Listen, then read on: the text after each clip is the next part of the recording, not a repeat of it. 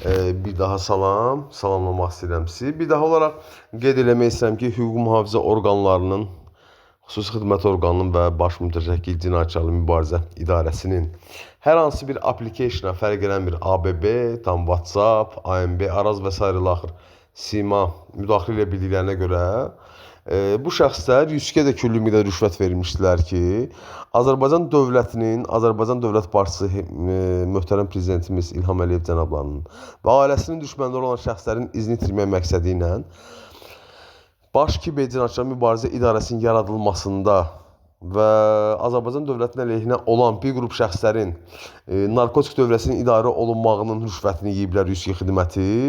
Haram xoşları olsun, Allah onların bəlasını versin. 102 xidmətin rəisinin Allah bəlasını versin inşallah. İnşallah verəcək də, mən buna əminəm. Deməli, hal-hazırda yenə bu iz itirməklə məşğuldurlar bunlar və 102 xidməti aldığı rüşvəti gizlətməyə çalışır. Bir mənalıdır ki, bu onlarda alınmayacaq. Diqqət eləyək biz video görüntülərə.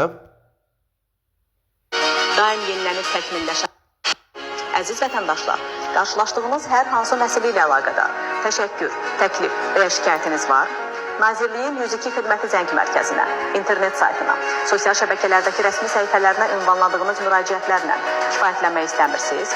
Elə isə Respublikanın bütün Qısa konkret onu bildirmək istəyirəm ki, mən burada şərh bölməsi qeyd etmişəm ki, 102-nin rüşvətinin başında duran birinci qurum olduğuna görə müraciət etməyin mənası yoxdur. Təxribat xarakterli, Azərbaycan dövlətinin əleyhinə olan şəxslərin tərəfindədirlər, tərəfdarıdırlar və tezlik hükümətin rəisi həbs olunacaq mütləq şəkildə. Bunu mən qeyd eləmişəm öz rəsmi səhifəmdən elektrik avtomatika olaraq. Çünki məhz mənim başıma açılan bütün bu cinayətlərin, Azərbaycan dövlətinin əleyhinə olan, Mehriban xanımın düşmənləri olan şəxslərin tərəfdarlarının rüşvətini yeyən şəxslər məhz 102 xidmətin əməkdaşlarıdırlar. Bu sadəcə olaraq verilən məlumat bir növ manipulyasiya xarakterini daşıyan fake bir məlumatdır. 102 xidmətinə mən dəfələrlə müraciət eləməyə baxmayaraq, 102 xidməti yalandan və qondarma heç olmayan Baş Kibercinayətçilik Mübarizə İdarəsinin yaradılmasında, mənim ora istiqamətləndirməyimdə və ora gedərək məndən məlumat əldə edərək manipulyasiya xarakterli, iz itirmək xarakterli məlumatlarının yayılmağında birbaşa olaraq 102 xidmətinin rəisinin əli var. Bir daha qeyd edirəm ki, Tanrı onun bəlasını versin, Allah onun bəlasını versin. Düz 10 il mənim həyatımı məhv elədilər, məni həbs elədilər, mənim başıma asılmayan oyunlar qalmadı. Bunun əvəzində 102 xidmətinin əməkdaşları və rəisi başda olmaqla bir qrup təxribatçıların, narkotacirlərin, cəsusların, xaricə Azərbaycan vətəndaşlarının məlumatlarını ötürən şəxslərin rüşvətini idilər. Mən ümid eləyirəm ki və Allahdan arzu eləyirəm ki, 102 xidmətinin rəisi başda olmaqla aldığı rüşvəti ailə üzvlərinin, namus qeyrət bildiklərinin xəstəliyinə xərcləsinlər, evlərindəki körpə balalarının, körpələrinin ölümlərinə xərcləsinlər. 102 xidmətinə zəng eləməyin heç bir mənası yoxdur.